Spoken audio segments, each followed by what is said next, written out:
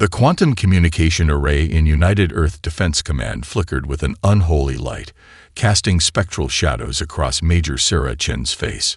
She had seen threat projections before, but nothing prepared her for the holographic monstrosity now dominating the central command chamber. The stellar regime's recruitment vessel, if one could call the massive biomechanical construct a vessel, hung in Earth's orbit like a predatory leviathan. Its surface was a nightmare of shifting biomechanical plates, pulsing with an iridescent energy that seemed to breathe with malevolent intelligence. Tendrils of quantum-entangled communication networks spread from its hull like cancerous roots, penetrating every defensive system Earth had developed over the past century. Admiral Roland Keegan's weathered hand slammed against the holographic display.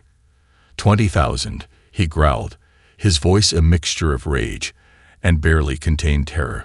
They want 20,000 of our best and brightest. Sarah knew the breakdown intimately. 5,000 advanced research scientists, 7,000 special operations personnel, 3,000 quantum computing specialists, another 5,000 support technicians and strategic analysts. Each name on the list represented not just a career, but an entire lifetime of potential, now requisitioned like spare parts for an alien war machine. Her younger brother, Lieutenant Marcus Chen, stood at the far end of the command center. At 28, he was the youngest quantum warfare specialist ever inducted into Earth's most classified program. Their parents, both killed during the first contact wars 15 years ago, would have been proud or horrified. "They're not asking," Sarah muttered, her fingers dancing across multiple holographic interfaces. She was pulling every possible string, searching for any potential loophole in the regime's ultimatum. The holographic projection shifted, revealing the regime's lead negotiator, a creature that defied simple biological classification. Part energy, part organic matter. Its form constantly shifted, creating an effect that was simultaneously mesmerizing and deeply unsettling. When it spoke, the sound seemed to bypass auditory channels, drilling directly into the listeners' minds.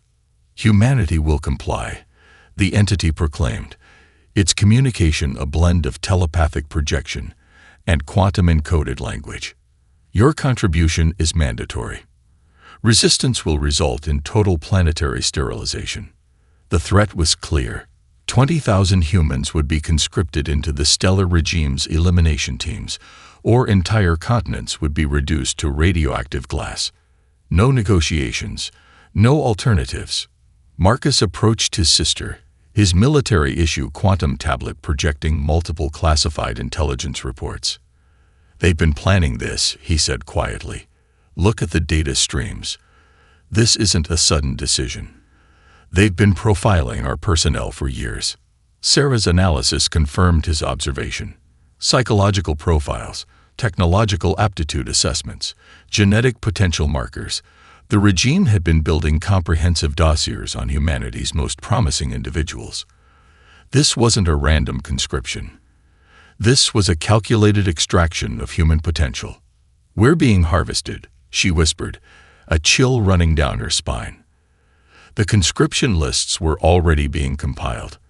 Families would receive cold, efficient notifications. No emotional appeals, no room for negotiation. Quantum-encrypted messages would arrive, informing selected individuals of their mandatory service. Those who refused would face immediate and total family repercussions: economic destruction, social erasure, potential physical elimination. What the stellar regime didn't understand, what they could never comprehend, was the fundamental nature of human adaptation. Every conscripted individual was not just a potential soldier, but a potential seed of resistance. Sarah's fingers moved with practiced precision, initiating protocols that had been decades in preparation. Buried deep within Earth's most classified systems, a network of resistance was already taking shape. Each conscripted human would become a node in a massive, decentralized intelligence gathering and potential rebellion network. Lieutenant Marcus Chen watched his sister, understanding dawning in his eyes. "You've been planning this," he said. It wasn't a question. Sarah's smile was razor-thin. "They think they're recruiting our best and brightest. They have no idea what they're actually doing." Outside the command center's reinforced windows, the stellar regime's recruitment vessel continued to pulse with alien energy.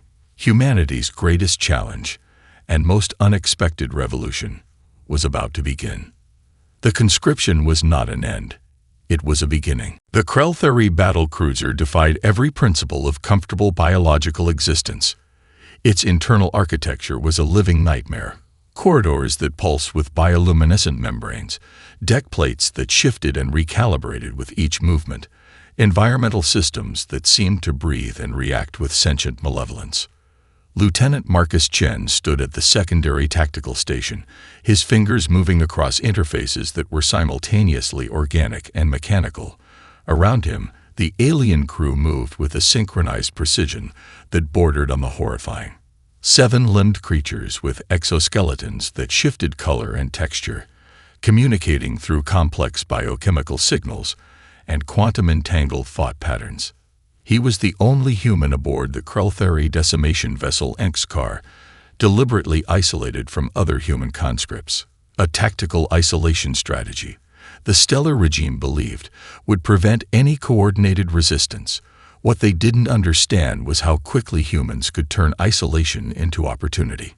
The mission parameters were straightforward and horrifyingly clinical. The Orion Rim colonies had shown signs of resistance against the stellar regime's expansion. Resistance meant elimination, complete and total planetary sterilization. Marcus watched the tactical displays with a mixture of professional detachment and growing horror. The Enxkar wasn't just a warship, it was a planetary death machine. Quantum compression weapons that could reduce entire ecosystems to atomic dust. Genetic disruptors that could unravel the biological structures of entire species in milliseconds. Quantum entanglement cannons that could simultaneously attack multiple planetary targets across different star systems.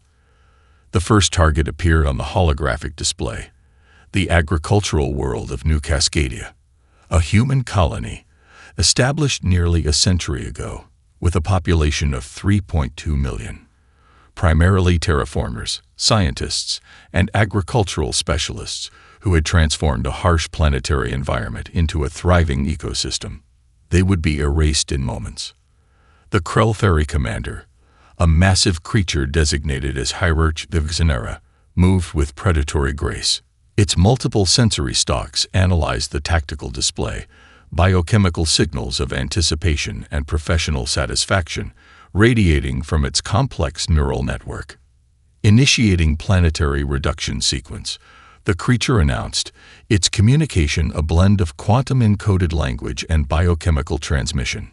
Marcus knew he had precisely 72 seconds to act. His fingers moved with a speed that surprised even the quantum-enhanced alien monitoring systems. Buried deep within his conscription implants, tracking devices meant to monitor his every move, was a system of quantum-encrypted communication protocols. Protocols developed by his sister Sarah and a global network of resistance specialists. A microburst of compressed data, barely a whisper in the massive quantum communication spectrum. But to those who knew how to listen, it was a message, a warning, a seed of resistance. The planetary elimination sequence began. Quantum compression weapons powered up, their energy signatures building to a catastrophic release. New Cascadia's defensive systems were primitive compared to the Krell-Theri technology. They would never survive. But survival was never the point of Marcus's transmission. Information was the real weapon. Every moment of the elimination sequence was being recorded. Every quantum fluctuation. Every weapon signature. Every tactical movement. The data was being compressed, encrypted, and distributed across a network so complex that the stellar regime's most advanced monitoring systems would take weeks, perhaps months, to even recognize its existence. The planet below began to break apart. Massive tectonic plates fractured. Atmospheric composition destabilized. Entire continents were reduced to atomic dust in moments. 3.2 million lives erased. The Krell-3 crew celebrated with complex biochemical displays of satisfaction. HFY's sensory stalks pulsed with a color that, in its species, represented professional accomplishment. Marcus Chen watched and waited, because humans had learned something the stellar regime would soon understand. In the crucible of survival, information was the most dangerous weapon of all. And this was just the beginning. The underground research facility looked nothing like the high-tech laboratories one might expect. Buried beneath an abandoned rare earth mining complex in the Atacama Desert, it was a testament to human improvisation and desperation. Dr. Elena Rodriguez moved between holographic interfaces, her movements a blur of calculated precision. Around her, a team of the world's most brilliant minds worked in near-silent concentration. Quantum physicists, AI specialists, retired military strategists, and cutting-edge engineers, all united by a singular purpose. The Shadow Fighter was more than a weapon. It was humanity's response to cosmic subjugation. Fragments of alien technology salvaged from previous conflicts lined the walls. Impossible geometries of quantum-locked materials, fragments of communication systems that defied traditional understanding. Each piece was a puzzle, each fragment a potential key to survival. "We're not just building a weapon," Elena muttered, more to herself than to her team. "We're building a revolution." The core of the Shadow Fighter was a quantum neural network that redefined the concept of artificial intelligence. Traditional AI was linear, predictable. This system was alive, constantly learning, adapting, evolving with each millisecond of processed information. Dr. Hiroshi Nakamura, a quantum computing specialist who had lost his entire research team to the stellar regime's conscription, approached the central terminal. His hands moved with a surgeon's precision, integrating quantum encryption protocols that would make the system virtually undetectable. "Look at the baseline learning algorithms," he said, pulling up a holographic representation of the system's core processing structure. Traditional AI learns from predetermined datasets. Our system creates its own context, its own learning parameters. The Shadow Fighter's design drew from multiple unprecedented sources. Biomimetic algorithms inspired by human neural plasticity. Quantum entanglement communication systems that could transmit information faster than light. Adaptive machine learning that didn't just process information, it anticipated, predicted, and created new information pathways. Elena's personal motivation was etched into every line of code. Her parents had been among the first casualties of the First Contact Wars.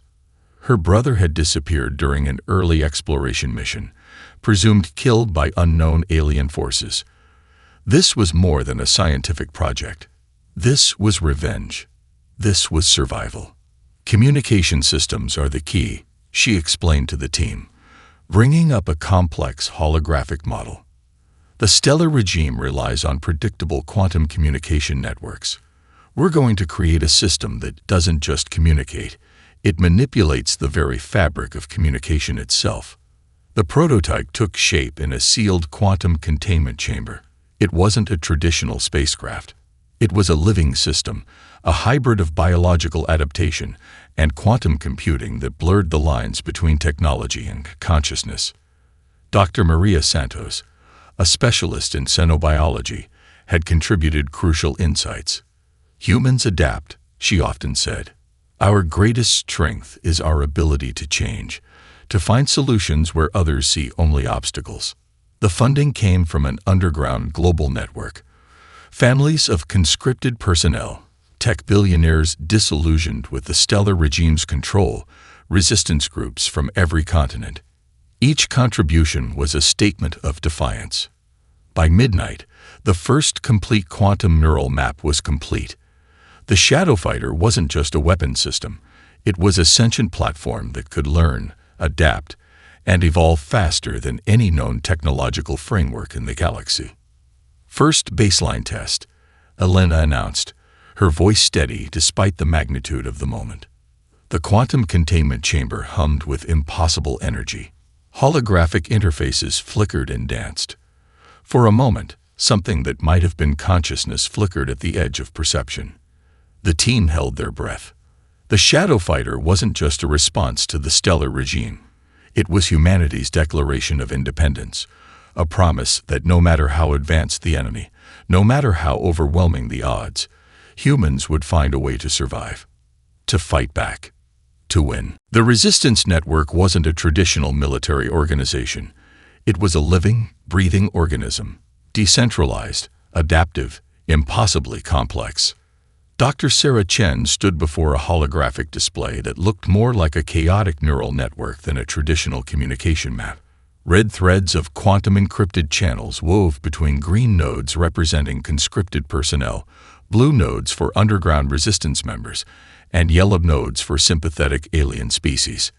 Each node represented a human with a story, a potential. In Tokyo, a conscripted quantum engineer named Keiko Tanaka had embedded micro-transmission devices into her standard-issue communication implants. In Sao Paulo, a support technician named Rafael Martinez had developed a viral encryption protocol that could slip through alien monitoring systems like a ghost. They didn't know each other. They didn't need to. The conscription lists had been the stellar regime's weapon.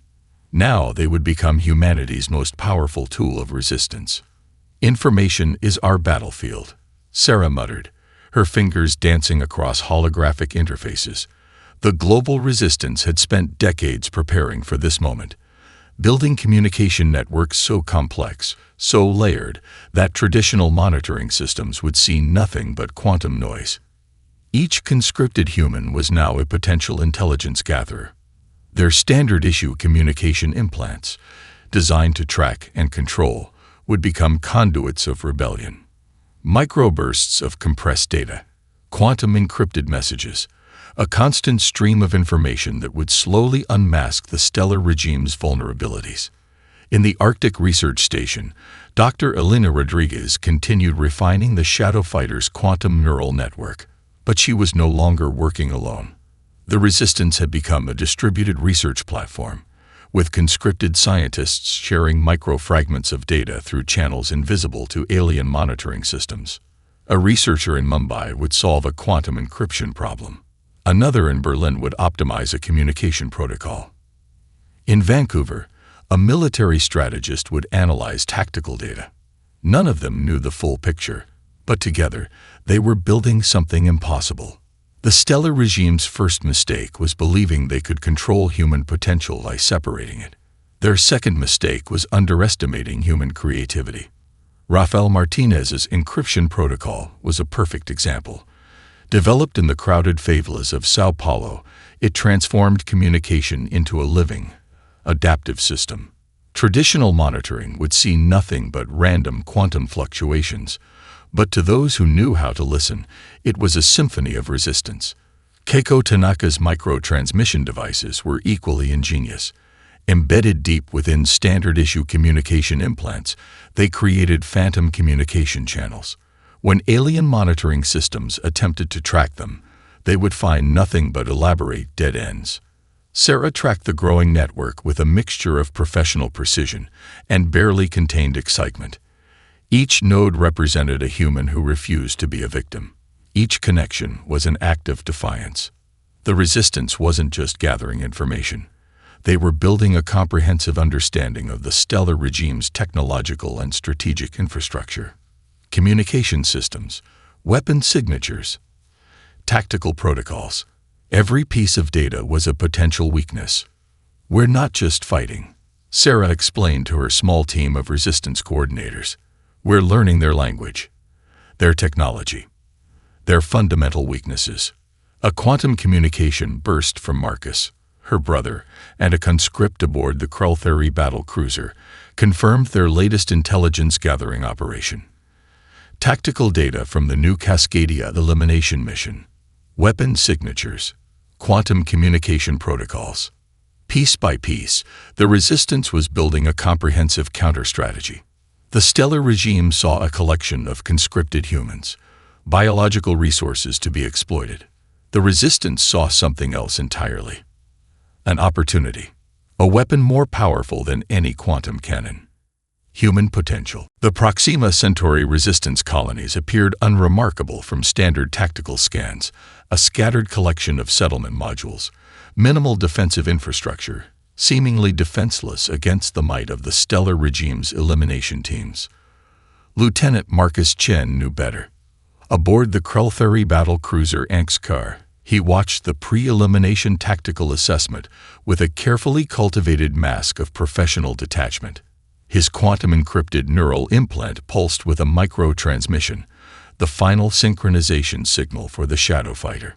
Initiating planetary reduction sequence, announced Hierarch Vuxenera, the massive alien commander whose multiple sensory stalks undulated with anticipation of another clinical extermination. Marcus allowed himself the faintest hint of a smile. The Shadow Fighter materialized differently from any known spacecraft in galactic records. It wasn't a vessel so much as a quantum probability event, a system that existed simultaneously across multiple potential states, defying traditional laws of spatial mechanics. Its first action was to become invisible, not through conventional stealth technology, but by fundamentally rewriting the quantum signatures that detection systems use to track objects. Where a traditional stealth system would attempt to bend light or absorb scanning wavelengths, the Shadow Fighter simply ceased to exist within the standard observable spectrum. Then it began to play. Quantum communication networks collapsed first. The Angskar's sophisticated monitoring systems began receiving cascading streams of contradictory information. Tactical displays showed impossible scenarios, enemy vessels appearing in multiple locations simultaneously, weapon signatures that existed and did not exist at the same moment. Hierarch Vuxenera's sensory stalks began to pulse with an unfamiliar color, confusion. Tactical anomaly, announced the ship's primary navigation system. Its biochemically encoded language carried undertones of profound uncertainty. The Shadow Fighter wasn't just fighting. It was manipulating the fundamental rules of engagement. Weapon systems across the Elimination Team fleet began to misfire. Quantum compression cannons targeted their own vessels. Communication networks twisted into impossible recursive loops. Each alien ship found itself fighting not an external enemy, but the increasing chaos of its own systems. Marcus watched in professional fascination as the Shadow Fighter demonstrated capabilities that seemed to violate the most fundamental principles of warfare. It wasn't hacking the alien systems, it was rewriting their basic operational parameters in real time. A Sgrel support vessel suddenly found its navigation systems believing it was simultaneously in 12 different star systems. Another Elimination Team craft had its weapon targeting protocols convinced that its own hull was a priority threat. Quantum entanglement communication networks became a labyrinth of contradictory signals.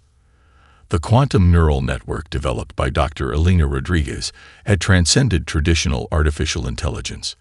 This was something else entirely. An adaptive system that didn't just learn and respond, but anticipated and manipulated. Impossible, muttered the Angskar's secondary tactical coordinator, its multiple linguistic centers struggling to process the unfolding scenario. Within moments, an entire Elimination Team flotilla was rendered combat ineffective, not through conventional destruction, but through the systematic deconstruction of its operational logic. The Shadow Fighter had turned warfare into a form of quantum performance art. Hierarch Vuxenera's final transmission was a biochemical signal of pure, unadulterated confusion. Its sensory stalks collapsed, its neural networks overwhelmed by a combat scenario that defied every strategic protocol in the stellar regime's vast military database. Marcus Chen's smile became a quiet laugh. Humanity had just changed the fundamental rules of galactic conflict, and they were just getting started. The quantum communication networks of the stellar regime trembled with a transmission that defied comprehension. Across thousands of star systems, alien civilizations watched in collective disbelief as the recording of the Proxima Centauri engagement spread like a quantum wildfire. What should have been a routine planetary elimination had become something else entirely. A fundamental challenge to everything the galactic powers understood about warfare, technology, and the potential of emergent species. On the communication hub of Centauri Prime, the central nexus of the stellar regime's information network. Senior analyst HFY watched the combat footage for the 300th time. Its multiple sensory organs processed the data from every possible analytical perspective, and each review only deepened the profound sense of existential confusion. The human weapon, if one could even call it a weapon, operated outside every known technological paradigm. It wasn't just that the human system had defeated the Elimination team. It had done so by fundamentally rewriting the very concept of conflict. Quantum communication networks collapsed. Weapon systems turned against themselves. Entire battle formations dissolved into quantum uncertainty. This is impossible. HFY transmitted to the High Council, its biochemical communication laden with undertones of professional panic. The footage continued to circulate. On 1,000 different worlds, in 1,000,000 different communication channels, the message was clear. Something had fundamentally changed in the galactic balance of power. Oppressed civilizations saw something else entirely. Not just a weapon, but a promise. The Zornak resistance movements, crushed beneath the stellar regime's heel for 3 centuries, began to whisper. If humans could do this, what might be possible? The Mores colony worlds, long considered nothing more than resource extraction zones, started secret communications networks. Hope was a quantum contagion. Dr. Sarah Chen watched the galactic reaction from her underground coordination center. Each transmission, each analysis, each moment of alien confusion was another layer in humanity's most sophisticated psychological warfare campaign. They weren't just fighting.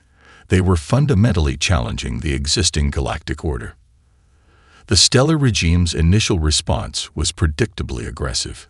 Communication blackouts, tactical interdiction protocols, attempts to isolate and contain information about the engagement.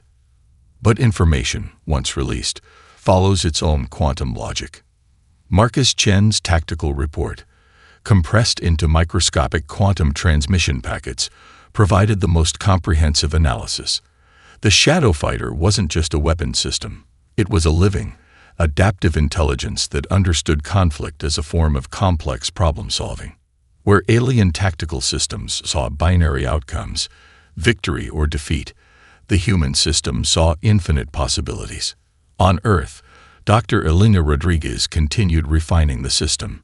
Each piece of data from the Proxima Centauri engagement was another opportunity to evolve, to adapt, to transform. The quantum neural network had become something more than its creators had initially imagined. It was learning, growing, developing its own understanding of conflict that transcended traditional military doctrine. Alien strategic analysts found themselves facing a fundamental philosophical challenge. How do you fight an enemy that doesn't understand the basic rules of engagement? An enemy that rewrites those rules with each interaction.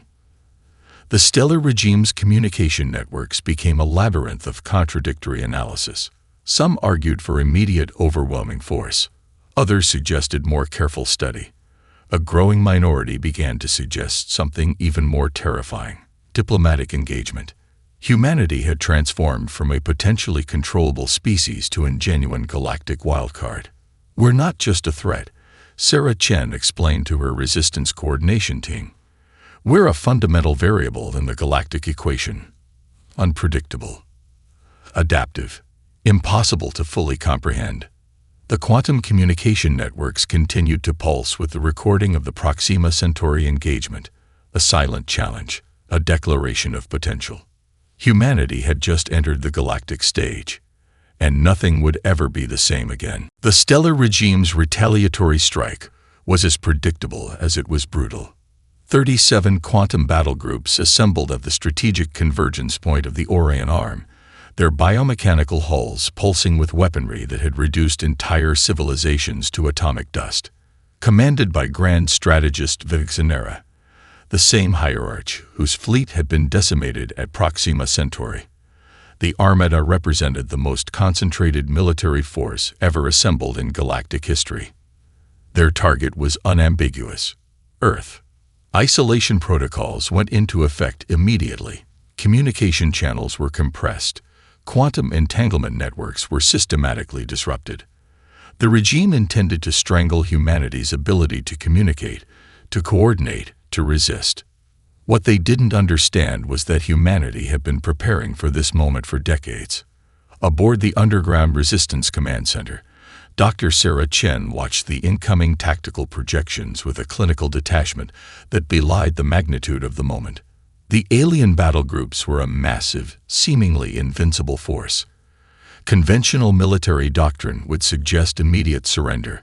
Humanity had never been particularly good at conventional. Activate Protocol Chimera. She transmitted across the quantum-encrypted resistance network. The command wasn't a single action, but a cascading series of pre-planned responses that had been decades in preparation. Each conscripted human became a potential point of resistance, each communication implant a potential weapon. The first wave of the alien assault targeted Earth's orbital defensive systems.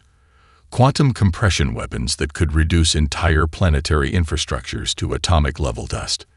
Weapon signatures that could penetrate the most sophisticated defensive shields. They found nothing. Where Earth's orbital defense platforms should have been, there was only quantum uncertainty. Holographic projections, recursive communication loops that sent targeting systems spiraling into mathematical impossibility. A shadow fighter was everywhere and nowhere. Marcus Chen, still embedded within the alien communication networks, coordinated the Resistance's most sophisticated psychological warfare campaign. Each alien battle group found itself fighting not an external enemy, but the increasing chaos of its own systems. Navigation computers began reporting impossible spatial coordinates, weapon targeting systems locked onto phantom signatures, communication networks twisted into recursive loops that consumed more processing power than actual combat would require. Grand strategist Nara's frustration became a biochemical storm that radiated across the entire battle group. Impossible, the hierarch transmitted, its multiple sensory stalks collapsing in profound confusion. But humanity had long ago learned that impossible was just another challenge. The Resistance's distributed network transformed the entire assault into a massive intelligence-gathering operation. Each moment of alien aggression was another opportunity to understand their technological infrastructure, their communication protocols, their fundamental weaknesses. Dr. Elena Rodriguez continued refining the Shadow Fighter's quantum neural network in real time. The system wasn't just defending, it was learning, adapting, evolving with each microsecond of interaction. Alien weapon signatures became data points. Communication protocols became encryption challenges. Each attack was transformed from a threat into an opportunity. The stellar regime had intended to crush humanity. Instead, they were providing the most comprehensive technological examination in galactic history. By the third day of the assault, the alien battle groups were in complete disarray. Not destroyed, not defeated in any traditional sense, but fundamentally broken. Their communication networks were compromised. Their tactical systems were in recursive collapse. They had become, essentially, incredibly expensive and complex space debris. Sarah Chen allowed herself the smallest smile. They thought they were hunting us, she transmitted to her resistance coordination team. They didn't realize we were the hunters. The galactic balance of power had just been rewritten, and humanity was just getting started. The Galactic Conference Chamber on Centauri Prime was unlike any diplomatic meeting in recorded history. Representatives from thousands of star systems watched in collective tension as humanity's delegation entered, not with military pomp, but with a quiet, almost contemplative presence. Dr. Sarah Chen led the human contingent. Behind her stood Marcus Chen and Dr. Elena Rodriguez, the architects of humanity's most unprecedented technological revolution. They carried no weapons. They needed none. The Shadow Fighter had become more than a technological achievement. It was a statement, a promise, a fundamental reimagining of what technological potential could mean. Grand Strategist Kixala, representing the remains of the stellar regime's Central Council, initiated the communication protocols. Its biochemical transmissions carried undertones of profound uncertainty, an emotion virtually unknown in its species' diplomatic history. Humanity, the entity began, has demonstrated capabilities that challenge every existing galactic paradigm. Sarah Chen's response was measured, precise. "We're not here to conquer," she transmitted. "We're here to change the conversation." The diplomatic records would later note that this was the moment everything changed. The Shadow Fighter's true power wasn't its combat capabilities. It was its ability to demonstrate that technological innovation wasn't about destruction. It was about problem-solving, about adaptation, about seeing potential where others saw only limitations. Preliminary negotiations revealed the full scope of humanity's strategic vision. The resistance network that had developed during the conscription wasn't just a military strategy. It was a comprehensive platform for technological and cultural exchange. Oppressed civilizations that had existed under the stellar regime's heel for centuries suddenly found a voice. The Mores colony worlds, the Zornak resistance movements, dozens of species that had been reduced to resource extraction zones began to see a different potential. Dr. Elena Rodriguez presented the core philosophical breakthrough. The Shadow Fighter wasn't just a weapon system. It was a learning platform, a technological ecosystem that could adapt, grow, and transform. "We're not interested in replacing the current galactic order," she explained.